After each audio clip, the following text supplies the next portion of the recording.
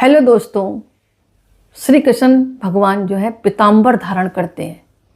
तो आखिर पीताम्बर का अर्थ क्या है? और पीला होता है पीताम्बर।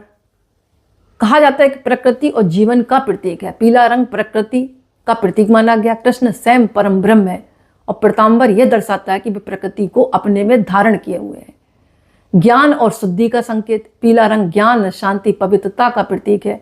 गीता में भी ज्ञान और वैराग्य को जीवन का सर्वोच्च आभूषण बताया गया है। इसके अलावा आध्यात्मिक ऊर्जा का भी रंग माना गया है। पीला रंग सूर्य का प्रतीक है जो ऊर्जा, जीवन और प्रकाश देती है।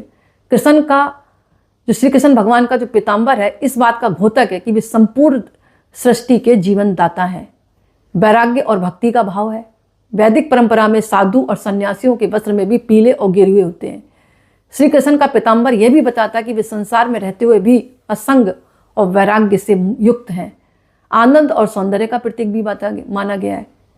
पीला रंग माधुर्य, आनंद और उल्लास का प्रतीक है। श्री कृष्ण का स्वभाव भी लीलामय और आनंदमय है, इसलिए पीताम्बर उनकी लीलाओं के अनुरूप है।